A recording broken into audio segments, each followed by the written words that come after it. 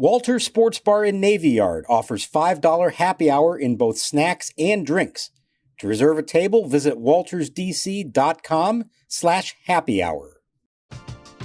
We're driven by the search for better. But when it comes to hiring, the best way to search for a candidate isn't to search at all. Don't search, match with Indeed. Indeed is your matching and hiring platform with over 350 million global monthly visitors, according to Indeed data, and a matching engine that helps you find quality candidates fast. Ditch the busy work. Use Indeed for scheduling, screening, and messaging so you can connect with candidates faster. Leveraging over 140 million qualifications and preferences every day, Indeed's matching engine is constantly learning from your preferences, so the more you use Indeed, the better it gets. Join more than 3.5 million businesses worldwide that use Indeed to hire great talent fast. And listeners of this show will get a $75 sponsored job credit to get your jobs more visibility at Indeed.com/Blue Wire.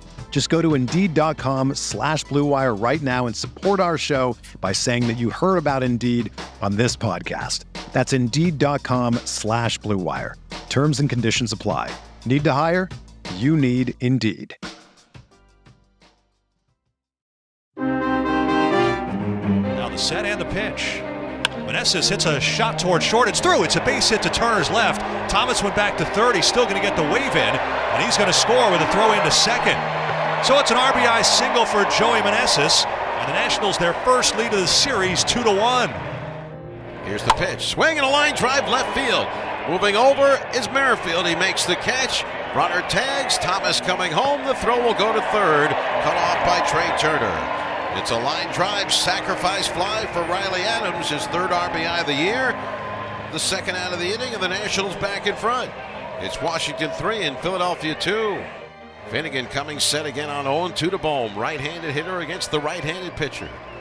Now the kick. Here it comes. And it's in there. Strike three called. Bohm locked up. Couldn't pull the trigger. And Finnegan with a fastball at 97 miles an hour to the outside corner. And Bohm is not happy about it. A Curly W's in the books. Riley Adams with a glad hand for Kyle Finnegan. And welcome to Nats Chat for Monday, April 8th. 2024. I'm Al Galdi, host of the Al Galdi podcast. Mark Zuckerman is off for this installment of the show, but I'm happy to be joined by the man who runs the show, Tim Shovers, and I'm happy to say that we, for the third time in 9 Nationals games in the 2024 regular season, have a Nats win to discuss, a 3-2 win over the Philadelphia Phillies at Nationals Park on Sunday afternoon to avoid a 3-game sweep. This installment of the Nats Chat podcast is brought to us by Mason Kalfis at Zenith Legal. Mason Kalfis and his team specialize in placing partners and associates at medium-sized and large law firms in Washington, D.C. and across the country. Mason's number is 202-486-3535. You can also check out his website, zenithlegal.com. Well, a big theme during our National Sunday was the retirement of starting pitcher Stephen Strasburg. That retirement was formally announced on Sunday morning, off breaking on Saturday evening. It was on Sunday morning that we got formal statements from Nats managing principal owner Mark Lerner and Nats president of baseball operations and general manager Mike Rizzo, and from Strasburg himself. And then we appropriately enough got a very nice outing, dare I say a Strasburg-like outing, from the Nats starting pitcher on Sunday afternoon, MacKenzie Gore. 2 runs in 5 2/3 innings with 6 strikeouts. Tim, the Nats starting pitching this season overall has been a disappointment, but MacKenzie Gore on Sunday afternoon did not disappoint. Solid outing from Gore. Really good to see after what's been, of course, a disappointing stretch for Nats starting pitching so far. And you and Mark talked about in the previous episode that the Nats starters have not taken advantage of the cold weather thus far. Here we have our warmest and best weather of the homestand, and of course that's when we get the best outing from a starting pitcher this week. It's odd how that can work out, but that is how it worked out. I give Gore a lot of credit. Now, he wasn't necessarily hideous in his first start of this regular season, but it was mediocre. And what you wanted was a truly good outing from a Nats starting pitcher. We had not really had that yet. I do believe that we now can say that we have had that. Now, he only lasted for the 5 2/3 innings, but 2 runs in 5 2/3, 6 strikeouts versus 2 walks. He gave up just 5 hits, which were comprised of a homer and 4 singles. He threw 92 pitches, 58 strikes versus 34 balls. Gore in the top of the second allowed a run on a walk and 2 singles, so the second of which was a 2-out RBI single by Edmundo Sosa to left field for a 1-0 Phillies lead, and Gore in the top of the fifth allowed a run on a 1-out solo homer by Sosa to left center to tie the game at 2. That was an impressive homer by Sosa, 412 feet per StatCast, but I was very happy to see this. And you look at what's coming up for the Nats. Now, they have this 9-game trip out west. The West usually gives you pitcher's ballpark, so it is an opportunity for your staff to get right. Now, I say that recognizing that the last of the 3 series out west comes against the mighty Dodgers. So you face a lineup like that, that can undo whatever ballpark effects might be playing to your favor. But I would like to think 3 games at San Francisco, 3 games at Oakland especially, and then the 3 games at the Dodgers. Maybe now we can see this rotation get to a better place. Well, definitely with the middle part of that road trip with Oakland. I mean, not a big lineup there. It's going to be quite the whiplash going from the Oakland A's lineup to the LA Dodgers lineup. And then I haven't looked at the weather, but I would have to imagine that for mid-April, you're going to have some cold weather in the night games in San Francisco along the bay. So, which would, of course, lead to a pitching advantage there. Either way, though, I don't know the San Francisco Giants top of the order offhand, but I can tell you it's not as good as the Philadelphia Phillies. So the Nats really had their hands full this weekend. So did MacKenzie Gore on Sunday. So that's really encouraging that he was able to get the victory facing such a powerful lineup. Yeah, one of the things that sabermetrics do not account for that I think someone should come up with a stat to account for is quality of opposition, because they have stats that adjust for your ballpark, that adjust for your offensive environment, but there is no stat, as far as I know, that adjusts for quality of opponent. And I think that's the thing with a game like this by Gore. It's against a team that can hit. We know that. Now, the Phillies aren't off to a great offensive start, but we know that this is a good hitting lineup. This certainly has been a team that has hit well against the Nats in recent years, and Gore did a nice job against these guys on Sunday afternoon. So hopefully a sign of things to come. And the Nats bullpen on Sunday afternoon was really good. The bullpen, like the rotation, really hasn't been that good. Ended up having a pretty good series in this series against the Phillies. But this might have been the best performance by the Nats bullpen in this regular season so far. 3 Nats relievers combined for 3 1/3 scoreless and hitless innings with 4 strikeouts. Jordan Weems, 1 1/3 perfect innings. Hunter Harvey tossed a perfect top of the 8th with 2 swinging strikeouts. And then Kyle Finnegan tossed a scoreless top of the 9th for the save. Now, the first out that he got came on a great leaping catch by left fielder Jesse Winker against the outfield wall on a deep fly ball off the bat of Trey Turner. This is trouble. Winker is back at the wall. He leaps, and he made the catch! He made the catch against the wall and falls down, and he holds on! Finnegan did issue a 2-out walk of JT Realmuto. So this was not a clean inning by Finnegan, but it was a scoreless inning. He got the save, and the bullpen did a good job in this 3-2 win. Yeah, really encouraged by Jordan Weems' start to the season so far this year. Davey showed a lot of confidence in him. This is clearly a win that they wanted to have, and so he's the guy he chooses to use in front of Harvey and Finnegan. It seemed like for a few years, Weems was sort of every few days you'd get an email that Jordan Weems was being recalled from Rochester or sent down to Rochester. But now here he is getting a stable spot in the bullpen. So I really like that a lot. And the Finnegan part, which I really enjoyed, you mentioned the help that he got from Winker, but there are days where we get lights out Kyle Finnegan. There are days where we get not so lights out Kyle Finnegan. This was somewhere in between, working with just, a narrow 1-run lead. He held on to it. So encouraged by that, because as we know, sometimes when he doesn't get that early start, things can fall off for Finnegan. Yeah, and to your point about Weems, I think if, for whatever reasons, Kyle Finnegan and Hunter Harvey falter and are not the Nats' top 2 ace relievers, I could see Weems at some point this season getting one of those spots. I also could see Robert Garcia at some point this season getting one of those spots, just because those guys can strike guys out. Those guys have demonstrated an ability to put forth swing and miss stuff and to be dominant at times. I mean, Garcia, I know he hasn't been lights out in every outing so far this season, but go back to the 5-2 loss to the Phillies on Saturday. Garcia scoreless top of the 8th, strikeouts of Bryce Harper and JT Realmuto. So, I mean, you need guys beyond Finnegan and Harvey on whom you can rely. And maybe, and it's a maybe, look, we know how it is with these relievers. They're so fickle, right? But maybe guys like Weems and Garcia can be those guys. Hey, are you a law firm partner or an associate stuck on an underperforming franchise? Do what Nationals legend Max Scherzer did. Demand a trade. There might be greener pastures and a lot more money at another law firm for you and your team at another law firm, not to mention better management and better services to offer your clients. The law firm lateral partner market is still red hot, and Nats Chat sponsor Mason Kalfas is the best legal recruiter in Washington, D.C. or anywhere. And Mason wants to help you find a new and better home.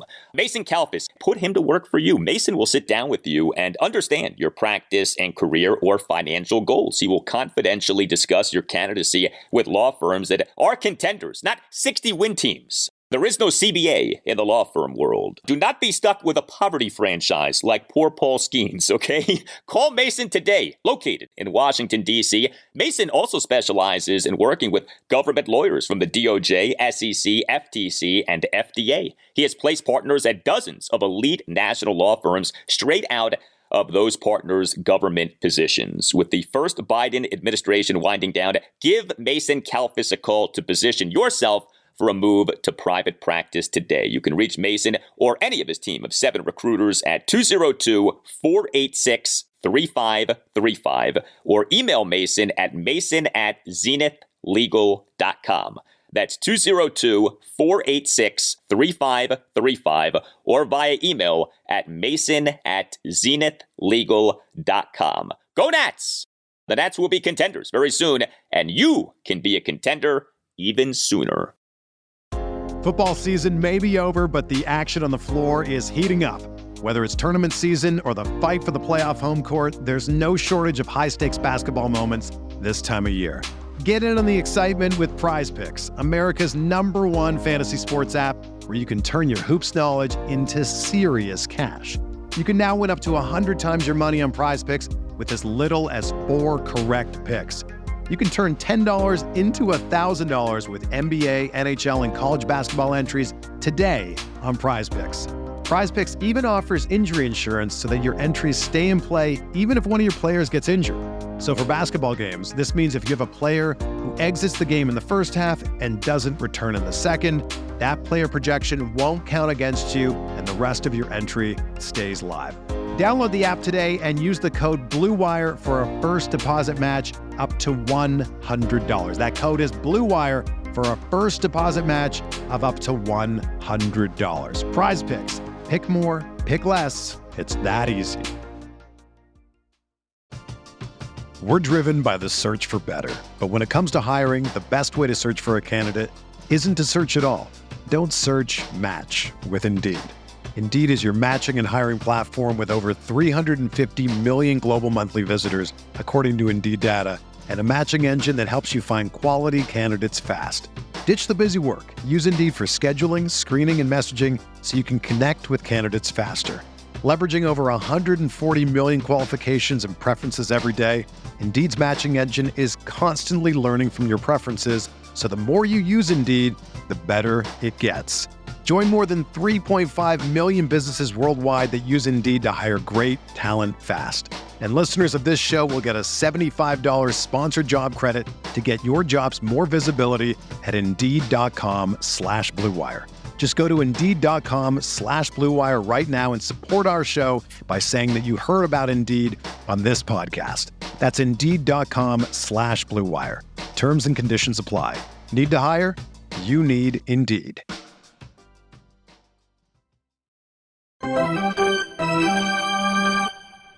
Now the set. Here's the pitch. Swing and a line drive, one hop through the left side, base hit left field. Vargas around third, coming home. Throw from Merrifield, not a good one, offline. And into foul ground goes Rio Muto to get it. As Vargas scores, and the Nationals are on the board. Stopping at second, Lipscomb, and on at first. With a single to left and a run batted in his third of the year is Luis Garcia. And the Nationals have tied things here in the bottom of the second inning. It's the Phillies 1 and the Nationals 1. The Nats offense. So first 2 games, no bueno, right? A combined 2 runs, a combined 6 hits. Sunday afternoon wasn't great, but it was better. First of all, the Nats won. Only scored 3 runs, yes, but 8 hits to go with 4 walks. The Nats did go just 2 for 11 with runners in scoring position, but did only strike out 3 times, so that was good to see. And I tell you what was really good to see was Lane Thomas for a second consecutive game doing well. And I don't know that 2 consecutive good games make it so that a season opening slump is over, but I do know that 2 consecutive good games off a season opening slump is encouraging. Lane Thomas in that loss on Saturday, 2 for 3, 2 singles and a walk. And Lane Thomas in this win on Sunday afternoon, 2 for 3 with 2 singles and a walk and 3 for 3 on stolen bases. He was the Nats' number 3 batter for this game, off being the leadoff batter on Saturday. No CJ Abrams for a second consecutive game with that finger injury. That's a bit concerning. Hopefully an injured list stint is not in his future. We'll see. But Lane Thomas looked really good in this game, super impactful. Thomas in the Nats' 1-run third, a leadoff 8-pitch walk despite having been down in the count at 1.12, and he had to steal a second base. Thomas in the Nats' 1-run fifth, a 1-out first pitch infield single on a grounder to Phillies third baseman Alec Bohm, whose throw was off, perhaps in part because of Thomas's speed. And then Thomas had to steal a second base that induced a throwing error by the Phillies catcher JT Realmuto, advancing Thomas to third. So Thomas's speed in that inning perhaps causing 2 defensive boo-boos by the Phillies. And then Thomas in the bottom of the 7th, a 1-out single to left field despite having been down in the count at 1.12. And he had a steal of second base. Lane Thomas had done very little over the first 7 games of this regular season. He did quite a bit these last 2 games. Lane Thomas is so important to this offense. Now, there's a separate conversation about what that sentence means, but nonetheless, that is the truth. And so he has his best game and they win. I find those 2 things strongly correlated. Slow start for him, but today he really showed what he brings to the table. Multiple hits.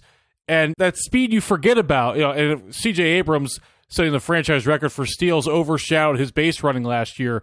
But Thomas can do that. He's a real all-around player.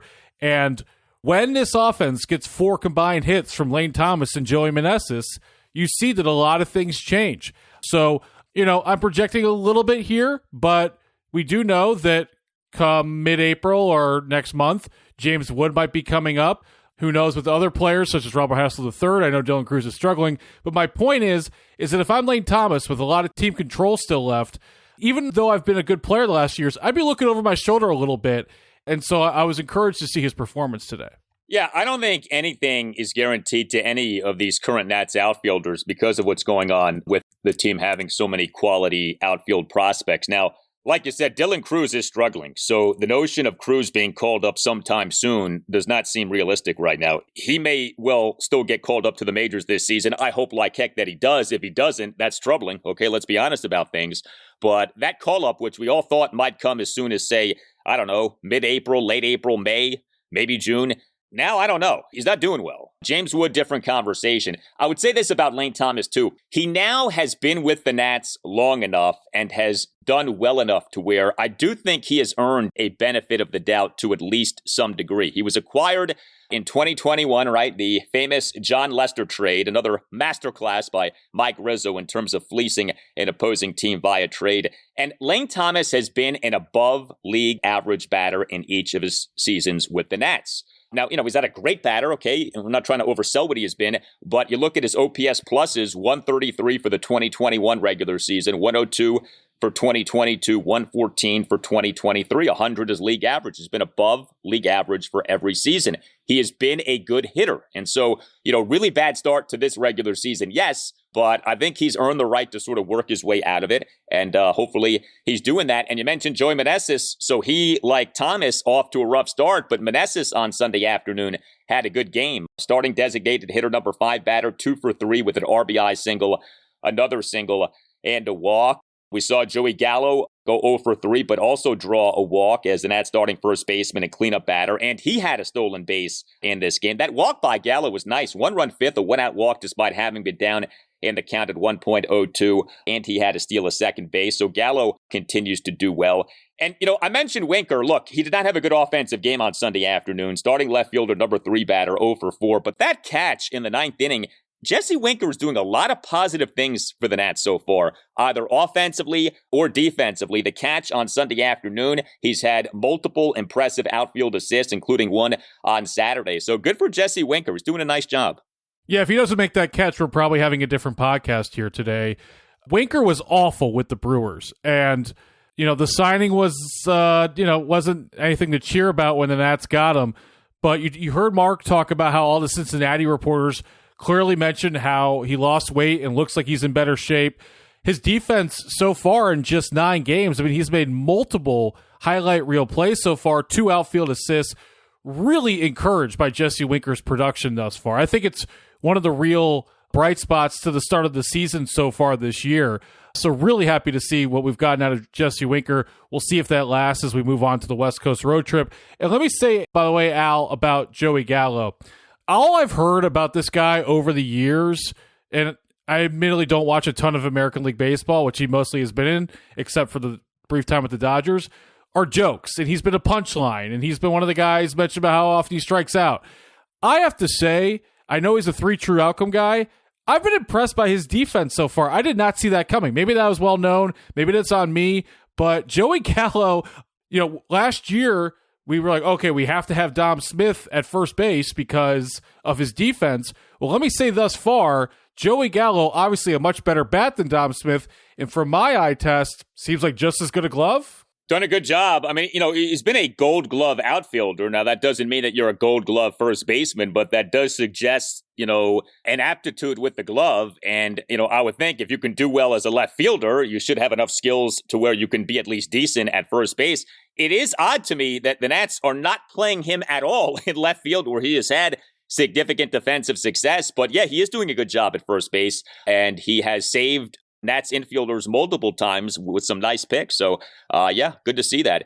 The Nats have not had a lot of great success in recent seasons in terms of offseason veteran acquisitions doing well. Jeimer Candelario stands out as a positive, but a lot of others have not worked out. Think Nelson Cruz, think Cesar Hernandez, etc. So far, and it's early, right? But Joey Gallo, Jesse Winker, there are things to like with what the Nats are getting from those guys. And I also want to highlight Luis Garcia Jr. So it was not that long ago that we were talking about Trey Lipscomb perhaps having supplanted Luis Garcia Jr. as the Nats' number 1 second baseman. Well, circumstances are such that they're both now playing with Nick Senzel out. Lipscomb is struggling. There's no way around that. Trey Lipscomb, over the 3 games in this series, starting third baseman for the Nats at each game, he went a combined 0 for 11 with no walks and a throwing error. But Luis Garcia Jr. is doing well. He started 2 of the 3 games in this series, starting second baseman for games 1 and 3. The loss on Friday evening, 1 for 3 with a double. And Garcia in this 3-2 win over the Phillies on Sunday afternoon, 1 for 4 with an RBI single. Garcia in the Nats' 1-run second, a 2-out opposite field RBI single through the left side of the infield to tie the game at 1. Your OPS for Luis Garcia Jr. so far this regular season, 902. Now, that is aided greatly by him having a team-high 5 doubles, but he is hitting, and we know he can hit. Now, he also can go ice cold, and we have seen that in recent seasons as well. But the guy has talent. He's very athletic. Sometimes maybe too athletic for his own good, like too flashy at second base. I know his mind isn't always in the game. That's been something that's come up from Mike Rizzo and Davey Martinez. But I like what we're seeing from Luis Garcia Jr. Perhaps he is playing his way back into being a factor, a true factor in this Nats rebuild. Cosign. And I mentioned Lane Thomas looking over his shoulder. Luis Garcia definitely has to look over his shoulder because Brady House in the minor leagues and then Trey Lipscomb already getting called up. So, if Lipscomb's part of the plan for the future, does Lipscomb move to second base? So the hot start by Garcia, who, last year, that embarrassing demotion, I think embarrassing is the proper word because it kind of came out of nowhere when he was sent down to AAA. Really like what I've seen. Sometimes this week, he was really the only offensive bat that the Nats had at times. So we heard a lot about Luis Garcia well before he was ever called up. He was the big prospect. It's been overall a disappointment, but the Nats have not given up on him. And let's see what he could do. And that, to me, is really even more than Winker, because Winker's, a signee. That's really something to monitor for the Nats. That would be a great problem to have, that Luis Garcia has played his way into such where the day that Brady House gets called up, they now have a problem figuring out what to do with Garcia and Lipscomb. I mean, you think about the Nats rebuild, and if everything works out, which it won't, but if everything does work out, right, you have Keibert Ruiz as your catcher, you have Brady House as your third baseman, you have CJ Abrams as your shortstop, and you in your outfield have Dylan Cruz, James Wood, and let's say Robert Hassel III. We'll put Elijah Green off to the side. Green, like Cruz, is really struggling, so we'll see what happens with that. But the point is, there isn't an obvious long-term second baseman. Now, there are certainly candidates, right? But there isn't like that one supreme prospect who right now you would identify as the guy most likely to be the Nats' long-term second baseman. Garcia can be that guy. There's an opportunity for him. Now, it's competitive. It's not like this is just going to be gifted to Garcia, but he can stake his claim for that job long-term. And, I'd love to see him do that. We'll see. He's off to a good start. So encouraging with what we're getting from him.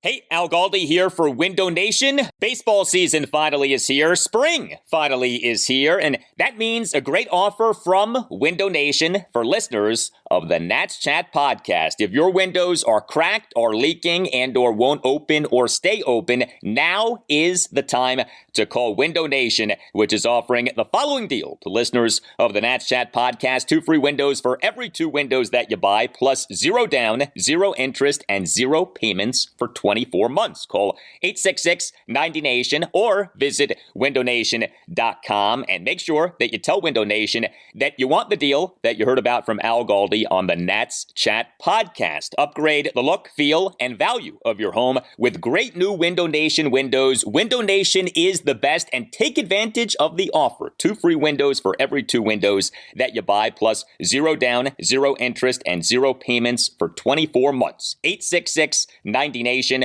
or windownation.com. That's 866-90-NATION or windownation.com. And make sure that you tell Window Nation that you want the deal that you heard about from Al Galdi on the Nats Chat podcast. Tim Shover is here to tell you about Game Time. On Tuesday, April 8th, Bad Bunny is coming to Capital One Arena. Now, personally, I did not think he did a particularly good job as an SNL host earlier this season, but I'm confident sketch comedy will not be the focal point of this concert. One great thing about Game Time is their priority, last-minute deals. Save up to 60% off buying last minute for sports, concerts, comedy, and theater. Take the guesswork out of buying tickets with Game Time. Download the Game Time app, create an account, and use code NATSCHAT for $20 off your first purchase.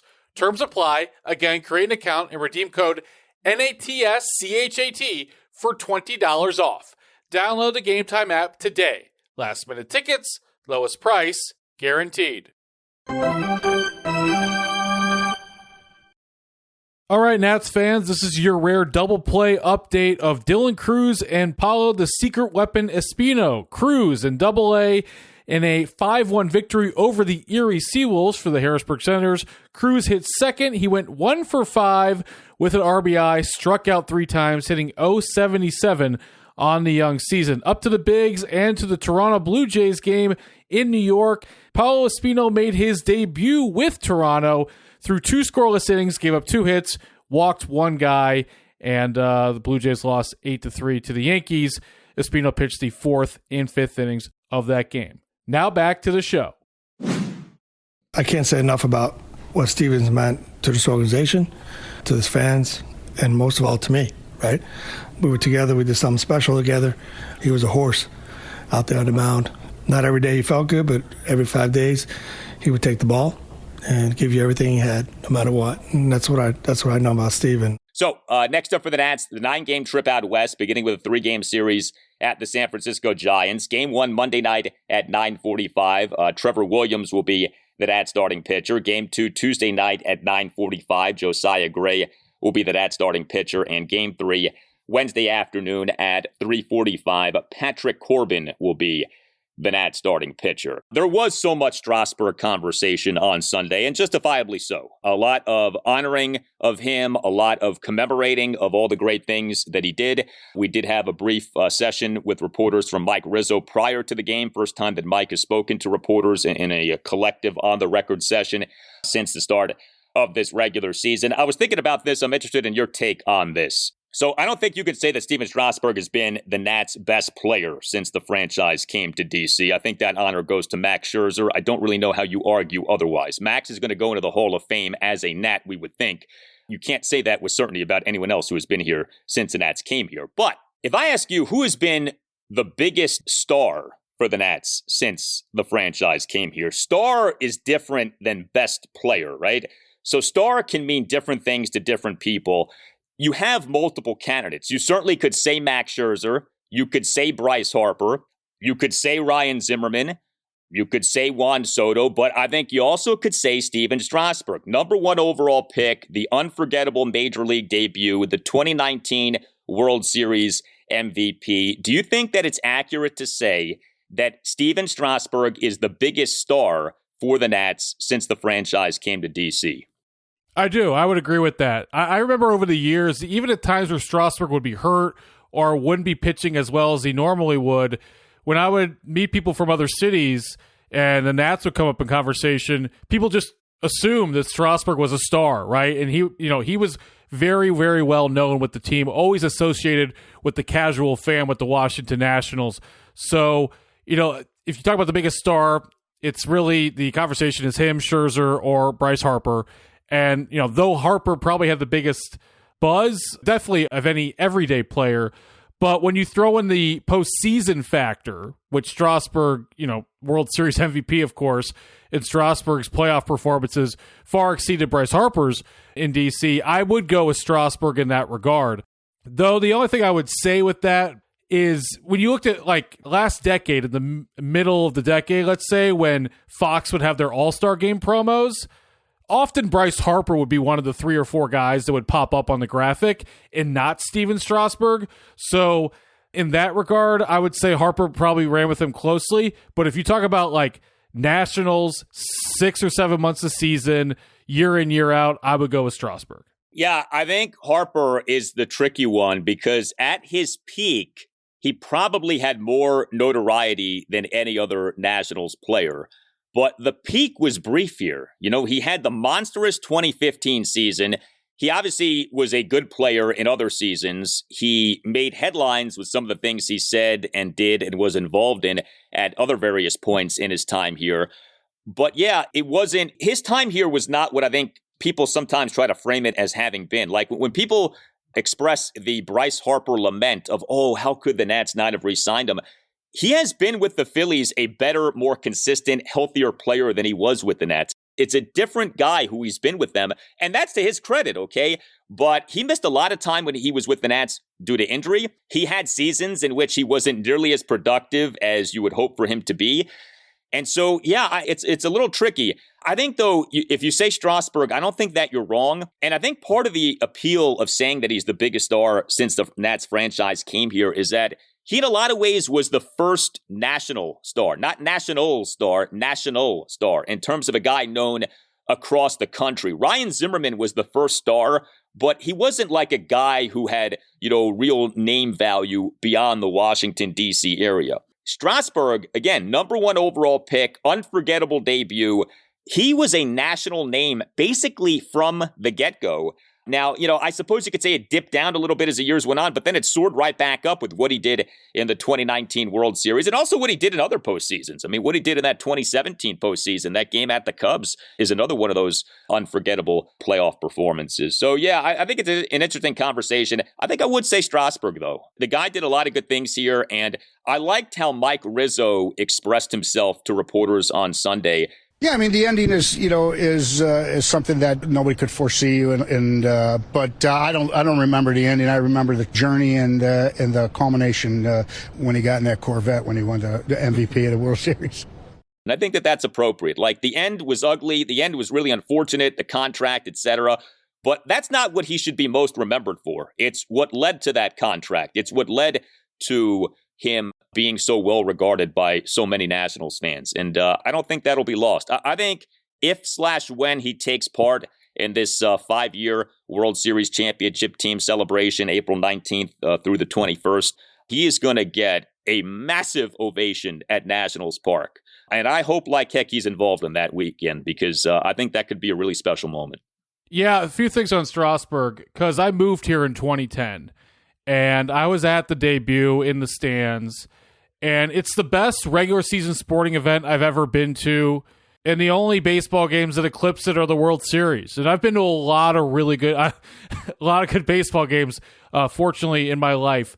And I talked to a lot of people who were at the debut, and they agree with it. It was such a special evening. And, the Nats were such a joke the first few years, other than the first half of 2005. And everything changed with that. And all of a sudden, the Nats were a real team. And it was the first time I realized, wow, DC could be a baseball town, because it was a very slow start with DC in baseball when the Nats moved from Montreal. Quick aside, you talk about Zimmerman being a star. The peak of Zimmerman's career was during those lean years for the Nationals, and it was sort of like the only time you would ever hear Ryan Zimmerman's name outside of DC were from real seamheads that were really paying attention. But I think the casual fan in 2009 or 10, whatever, didn't really know who Ryan Zimmerman was that much, other than maybe his name in passing. One last thing on Strasburg I just want to say, Al. Believe it or not, I was on TV on NBC Sports Washington after Game 7, the night that the Nats won the World Series, and I'm sitting in studio during commercial break, and we're waiting to see who the MVP would be, and it flashes up that Strasburg wins World Series MVP. And I remember sitting there saying, wow, because, I follow, just like you, the day in and day out saga of Stephen Strasburg, and a lot of highs, but man, there were a lot of lows, right, over the years. And just thinking that, if you zoomed out, you're like, okay, he had that massive debut, Cy Young finalist, World Series MVP. He lived up to his number one pick status. But if you followed it day by day, there were so many lows, and it just really struck me funny that he had World Series MVP attached to it. It was so well deserved. But if you didn't follow the real ins and outs of it, I don't think you could really appreciate what that was, because, man, there were some tough times there. A lot of injuries, a lot of tough stretches. And so I was just so happy for him when he won World Series MVP. I don't know how else to say it. Yeah, him winning World Series MVP certified him as a hit, as a number one overall pick. If he doesn't win that, if the Nats don't win that World Series, if he doesn't have the postseason resume that he amasses, I think it becomes a conversation about whether or not he truly was a hit as a number one overall pick, because he missed so much time due to injury. But because he did what he did over multiple postseasons and won a World Series MVP, you really can't mount the horse of, well, he didn't work out as much as he should have. No, he worked out. Okay, he worked out just fine. Is he a Hall of Famer? No, but I don't think that's the standard that you apply to a draft pick working out, even a number one overall pick working out. He was a very good pitcher. I mean, to me, he's the third best pitcher in Washington, D.C. baseball history. Walter Johnson is number one. Max Scherzer is number two. Stephen Strasburg is number three. I think it's as simple as that. If you're the third best pitcher in the history of a major city in this country, you did something right. And he did a lot of things right. And he has a lot to be proud of. So I'm glad that he's getting his flowers off this retirement that finally is official with what happened this weekend. You tell us what you think. Hit us up on X at Nats_chat. You can email the show, natschatpodcast@gmail.com. You can find us on YouTube. Just search Nats Chat. Our YouTube handle is at Nats Chat Podcast. And please consider clicking on the thumbs up button. And please consider clicking on subscribe. Subscribing costs you nothing, but helps us out a lot. We have a website that we invite you to check out, natschatpodcast.com, at which you can buy a Nats Chat Podcast t-shirt. And if you are interested in sponsoring the show, sponsoring a particular episode after a particular game, or sponsoring the show during a particular series, hit up Tim. Again, that email address, natschatpodcast@gmail.com. All Nationals radio highlights on Nats Chat are courtesy of 106.7 The Fan. This episode of the Nats Chat Podcast has been brought to us by Mason Kalfas at Zenith Legal. Mason Kalfas and his team specialize in placing partners and associates at medium-sized and large law firms in Washington, D.C. and across the country. Mason's phone number is 202-486-3535. You can also check out his website, zenithlegal.com. For Tim Shovers, I'm Al Galdi. We thank you for listening, and we'll talk to you next time on the Nats Chat Podcast. Strasburg sets the pitch. Swing and a miss, struck him out. Waved at a curveball in the dirt. Oh, what a big pitch for Strasburg of the Nationals, striking out Altuve.